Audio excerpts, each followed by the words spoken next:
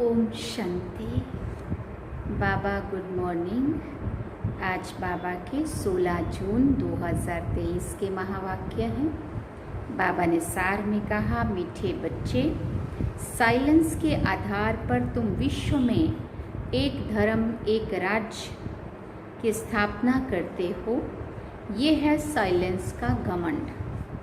बाबा ने प्रश्न पूछा, सारी दुनिया अपने आप को श्रापित कैसे करती है और बच्चे कैसे करते?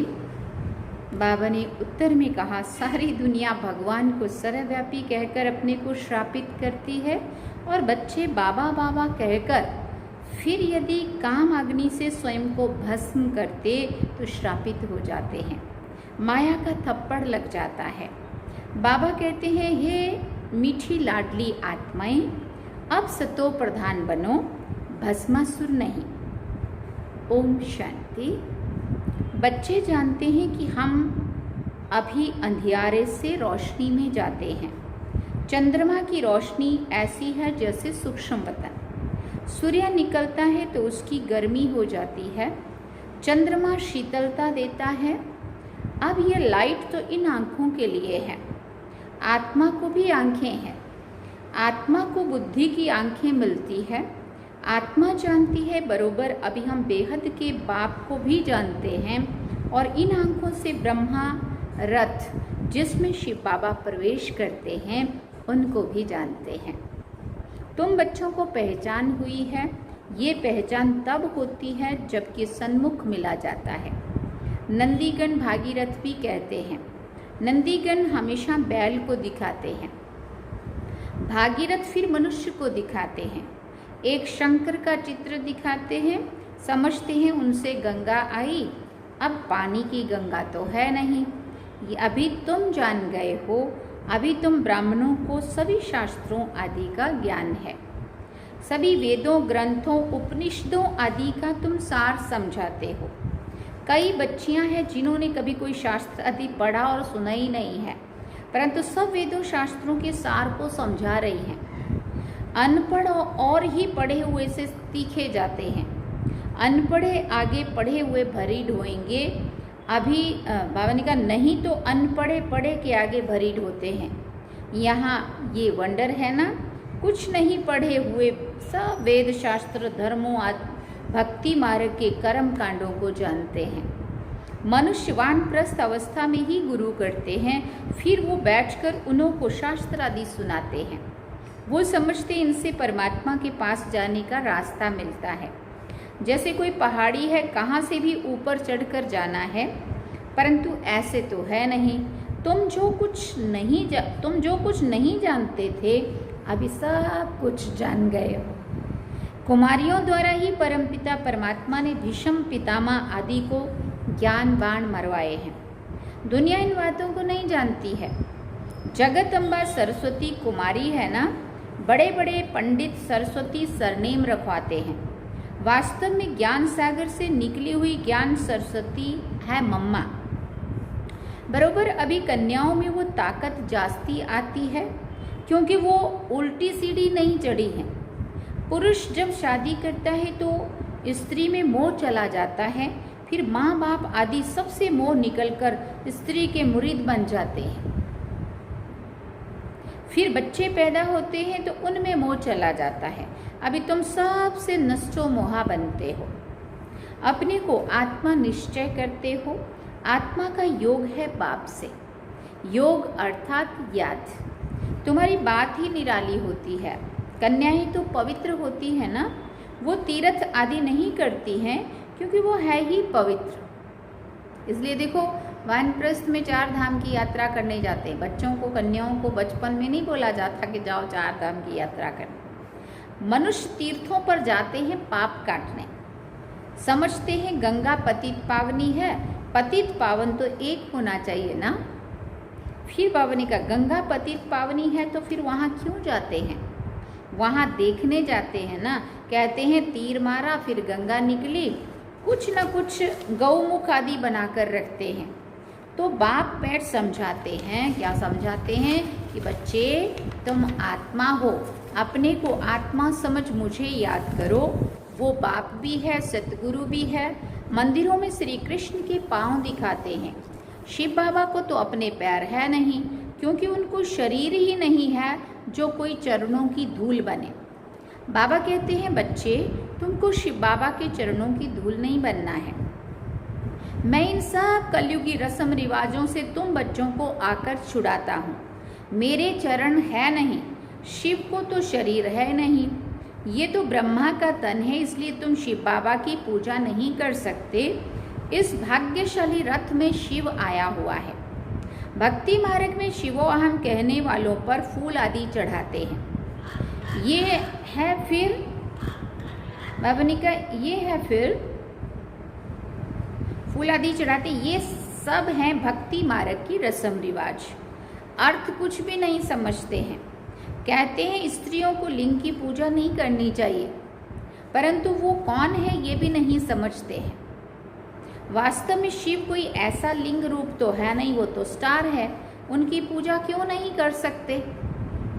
शिव माना ही परमपिता परमात्मा कल्याणकारी। वास्तव में उनकी पूजा तो बहुत होनी चाहिए। शिव कल्याणकारी एक ही है, वही पतित से पावन बनाते हैं, सबका कल्याण करते हैं। जो पहले नंबर में लक्ष्मी नारायण थे, वही 84 जन्म लेकर पतित बने हैं, तो सब पतित हो गए। सतो प्रधान से रजो तमो में सब आ गए हैं।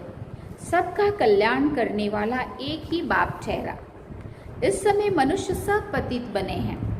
पहले आने से ही पतित नहीं होते हैं, पहले तो पावन होते हैं। ये सब बाप बैठ समझाते हैं। मेरे लाडले सिकिल दे बच्चे व शालीग्रामों, सुनते हो बाप इस मुख से क्या कह रहे हैं।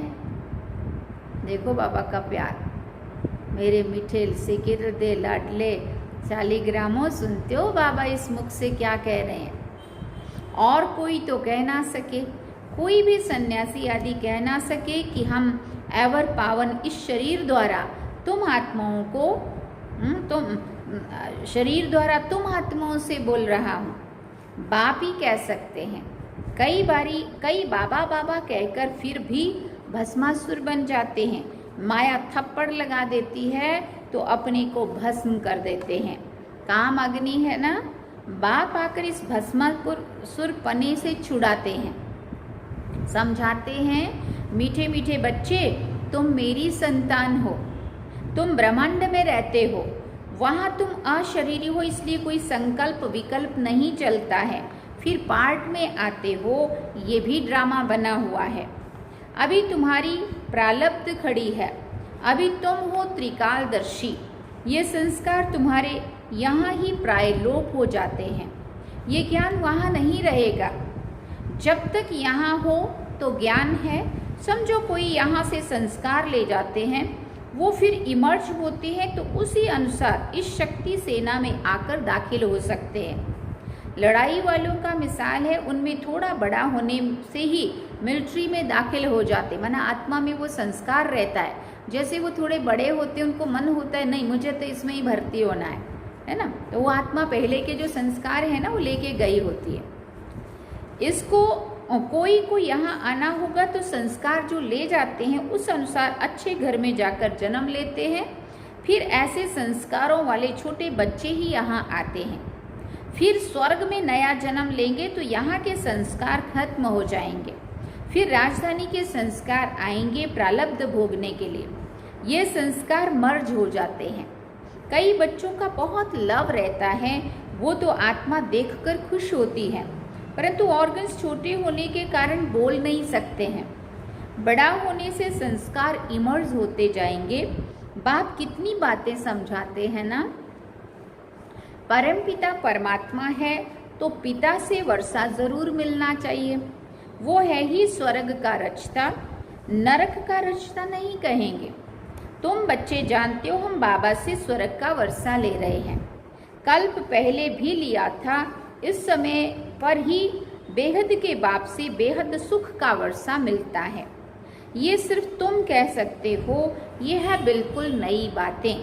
तुम समझाते हो गीता है माई बाप, बाकी सब शास्त्र हैं उनके बाल बच्चे। गीता से ही राजयोग का व स्वर्ग का कि राजाई का वर्षा मिलता है, बाकी बाल बच्चों से वर्षा क्या मिलेगा। फिर बाबा ने कहा, तुम तो अब पारस बुद्धि बनते हो, तुम्हारे महल आदि भी बहुत क्विक बनेंगे। तुम्हारा है साइलेंस का घमंड, उन्हों का है फिर साइंस का घमंड। फिर बाबा कहते, तुम सर्वशक्तिवान बाप से राजाई लेते हो, भारत के तुम मालिक बनते हो, ये हमेशा बुद्धि में रखो। विश्व का रचता हमको विश्व का मालिक बनाने के लिए पढ़ाते हैं। 1 सेकंड में जीवन मुक्ति देते हैं, तो क्या 1 सेकंड में बाप इसमें प्रवेश नहीं कर सकेंगे। 1 सेकंड में आत्मा यहाँ से लंदन, अमेरिका आदि में जाए जन्म लेती है। आत्मा एकदम फ्लाइंग स्क्वाड है कितना छोटा स्टार। पुनर्जन्म तो जरूर लेंगे, मानेंगे। तुमने कितने पुनर्जन्म लिए हैं? 84 जन्म में जरूर आना है। जो बिल्कुल ही पतित शुद्र बुद्धि हैं, वो आकर फिर से स्वच्छ बुद्धि बनते हैं। स्वच्छ बुद्धि का संग जरूर ऐसा ही बनाएगा। अभी तुम मास्टर ज्ञान सागर ठहरे, जो बाप में गुण है वो तुम धारण करते हो। तुम भी कहते हो मन मना भाव, तो तुम्हारी आत्मा स्वच्छ हो जाएगी। बाकी दिव्य दृष्टि की चाबी बाबा के पास ही है। तुम मनुष्य से देवता बनते हो, इसलिए बच्चे को भी ताज दिखाते हैं। नहीं तो छोटे बच्चों को ताज नहीं होता है, वो प्रिंस ही देखते हैं। माताएं साक्षात्कार में देखती हैं, हम जाकर महारानी बनेंगी। ज्ञान से भी समझ सकते हैं कि अभी हमारी आत्मा पतित है। मैं कारपेंटर हूँ, मैं गरीब हूँ, ये आत्मा बोलती है। अभी तुम जानते हो शिव बाबा द्वारा हम देवता बन रहे हैं। आत्मा ही पतित और पावन बनती है। अभी मैं आत्मा पतित हूँ, तो शरीर भी ऐसे पतित है, खाद पड़ी है। ऐसे ऐसे अपने साथ बातें करते, विचार सागर मंथन करते रहना चाहिए, तो फिर आदत पड़ जाएगी। विचार सागर मंथन तुम बच्चों को करना है, राइट क्या है, रॉन्ग क्या है।